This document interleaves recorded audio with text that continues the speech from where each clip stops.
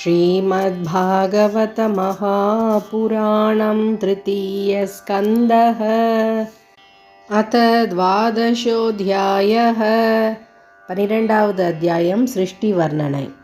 मैत्रेय उवाच इति ते वर्णितः शक्तः कालाख्यपरमात्मनः महिमा वेदगर्भोत यथास्राक्षीन्निभोत मे ससर्जाग्रेन्दतामिस्रं नतत्तामिस्रमाधिकृत् महामोहञ्च मोहञ्च तमश्चाज्ञानवृत्तयः दृष्ट्वा पापीयसीं सृष्टिं नात्मानं बह्वमन्यत भगवद्ध्यानपूतेन मनसान्यां ततो सृजत् सनकं च सनन्तं च सनातनमतात्मभूः सनत्कुमारं च मुनिं निष्क्रियानूध्वरेतसः तान् बभाषे स्वभुः पुत्रान् प्रजासृजत पुत्रकाः तन्नैच्छन्मोक्षधर्माणो वासुदेवपरायणाः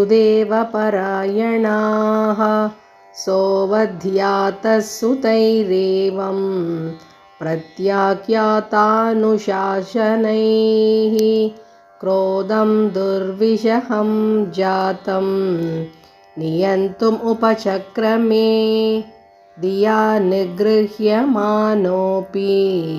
ध्रुवोर्मद्यात् प्रजापतेः सद्यो जायत तन्मन्युः कुमारो नीललोहितः स वैरुरोध देवानां पूर्वजो भगवान् भवः नामानि कुरु मे दातः स्थानानि च जगद्गुरो इति तस्य वचः पाद्मो भगवान् परिपालयन् अभ्यधाद्भद्रया वाचा मारोदिस्तत्करोमि ते यदरोदिः सुरश्रेष्ठ सोद्वेग इव बालकः ततस्त्वाम् अभिधास्यन्ति नाम्ना रुद्र इति प्रजाः हृदिन्द्रियाण्यसुर्व्योम वायुरग्निर्जलं मही सूर्यश्चन्द्रस्तपश्चैव स्थानान्यग्रे कृतानि मे मन्युर्मनुर्महिनसो महाञ्चिवरुदध्वजः उग्ररेता भवः कालो वामदेवो धृतव्रतः धीर्वृत्तिरुशनो मा च नियुत्सर्पिरिलाम्बिका इरावती सुधा दीक्षा रुद्राण्यो रुद्रते स्त्रियः गृहानैतानि नामानि स्थानानि च सयोषणः एभिसृजः प्रजा बह्वीः प्रजानाम् असि यत्पतिः इत्यादिष्टः स गुरुणा भगवान् नीललोहितः सत्त्वाकृतिस्वभावेन ससर्जात्मसमाः प्रजाः रुद्राणां रुद्रसृष्टानां समन्दाद्ग्रसतां जगत् निशां यासङ्ख्यशो यूतान् प्रजापतिरशङ्कत अलं प्रजाभिः सृष्टाभिः ईदृशीभिः सुरोत्तम मया सह दहन्तीभिर्दिशश्चक्षुर्भिरुल्बणैः तप आतिष्ठ भद्रं ते सर्वभूतसुखावहं तपसैव यथा पूर्वं स्रष्टा विश्वमिदं भवान् तपसैव परं ज्योतिर्भगवन्तम् अधोक्षजं सर्वभूतगुहावासम् अञ्जसा विन्दते पुमान्। मैत्रेय उवाच एवम् आत्मभुवादिष्टः परिक्रम्य गिरां पतिं बाढमित्यमुमामन्त्र्य विवेश तपसेवनम्। अताभित्यायतः सर्गं दशपुत्राः प्रजज्ञिरे भगवच्छक्तियुक्तस्य लोकसन्तानहेतवः। मरीचिः अत्रिः अङ्गीरसौ पुलस्त्यः पुलः क्रतुः भृगुर्वसिष्ठो दक्षश्च दशमस्तत्र नारदः। उत्सङ्गान्नारदो जज्ञे दक्षोऽङ्गुष्ठात् स्वयंभुवः। प्राणात् वसिष्ठः सञ्जातो भृगुस्त्वचिकरात् क्रतुः। पुलहो नाभितो जज्ञे पुलस्त्यः कर्णयोर्ऋषिः। अङ्गीरामुखतोक्ष्णोध्रिर्मरीचिर्मनसोऽभवत्। धर्मस्तनात् दक्षिणतो यत्र नारायणः स्वयम्।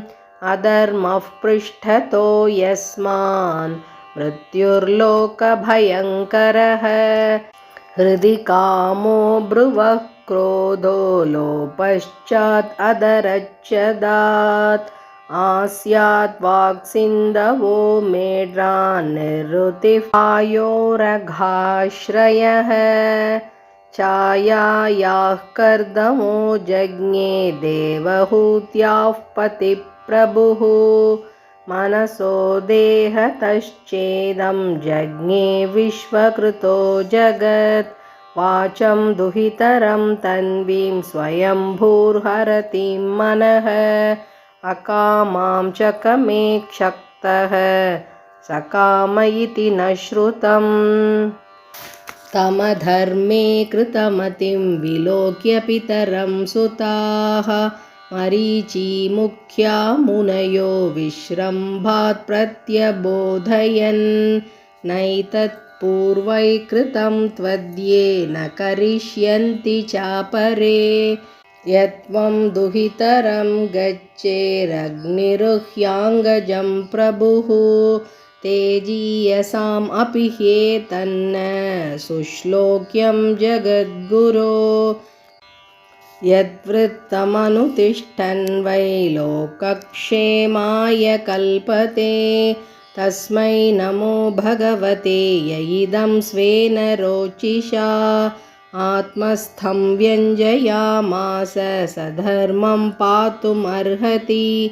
स इत्थं गृणतः पुत्रान् पुरो दृष्ट्वा प्रजापतिम्। प्रजापतिपतिस्तन्वं तत्याज व्रीडितस्तदा। तां दिशो जगृहुर्घोरां निहारं यद्विदुस्तमः। कदाचिद्ध्यायतः स्रष्टुर्वेदा आसंश्चतुर्मुखात्। कथं स्रक्ष्याम्यहं लोकान् समवेतान् यथा पुरा। चातुर्होत्रं कर्मतन्त्रम् उपवेदनयैः सह। धर्मस्य पादाश्चत्वारस्तथैवाश्रमवृत्तयः। विदुर उवाच स वै विश्वसृजामीशो वेदादीन्मुखतो सृजत्। यद्यत् येनासृजद्देवस्तन्मे ब्रूहि तपोधन। मैत्रेय उवाच ऋक्यजुस्सामथर्वाख्यान् वेदान् पूर्वादिभिर्मुखैः। शस्त्रमिज्यां स्तुतिस्तोमं प्रायश्चित्तं यदात्क्रमात्। आयुर्वेदं धनुर्वेदं गान्धर्वं वेदमात्मनः। स्थापत्यं चासृजद्वेदं क्रमात् पूर्वादिभिर्मुखैः। इतिहासपुराणानि पञ्चमं वेदमीश्वरः। सर्वेभ्य एव वक्त्रेभ्यः ससृजे सर्वदर्शनः।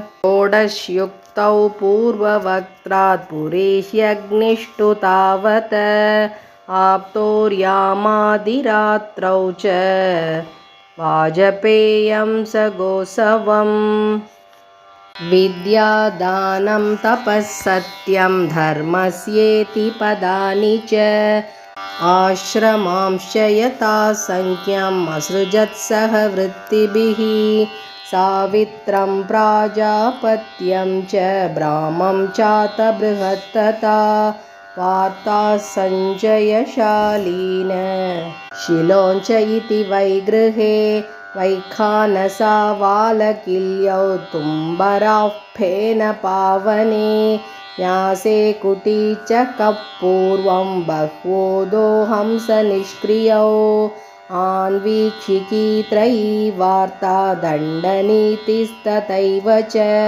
एवं व्याहृतयश्चासन् प्रणवो ह्यस्य दह्रतः तस्योष्णीकासीत्लोमभ्यो गायत्री च त्वचो विभोः तृष्टुं मांसात्स्नुतो नष्टो जगत्यस्न प्रजापतेः मज्जायाः पङ्क्तिरुत्पन्ना बृहती प्राणतोऽभवत् स्पर्शस्तस्याभवज्जीवः स्वरो देह उदाहृतः ऊष्मानमिन्द्रियान् याहुरन्तस्था बलमात्मनः स्वरा सप्तविहारेण भवन्ति स्म प्रजापतेः सप्तब्रह्मात्मनस्तस्य व्यक्ताव्यक्तात्मनः परः ब्रह्मावभाति विततो नानाशक्त्युपबृंहितः ततो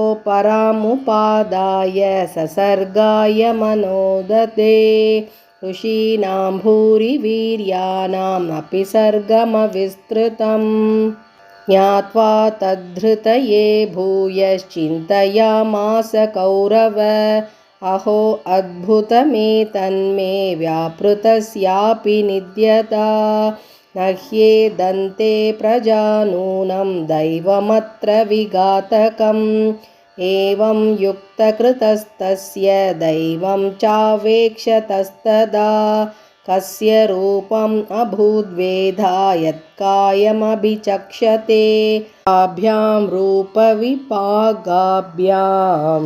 मिथुनं समपद्यत यस्तु तत्र पुमांसो भूर्मनुस्वायम्भुवस्वराट् ईयासीत् शतरूपाख्या महिष्यस्य महात्मनः तदा मिथुनधर्मेण प्रजाह्येदां बभूविरे स चापि शतरूपायां पञ्चापत्यान्यजीजनत् प्रियव्रतोत्तानपादौ तिस्रः कन्याश्च भारत आहुतिर्देवहूतिश्च प्रसूतिरिति सत्तम आहुतिं रुचये प्रादात् कर्दमाय तु मध्यमां दक्षायातात् प्रसूतिं च यत आपूरितं जगत् इति श्रीमद्भागवते महापुराणे पारमहंस्यां संहितायां तृतीयस्कन्धे द्वादशोऽध्यायः। हरे नमः हरे नमः। गोपिका जीवनस्मरणं गोविन्द गोविन्द।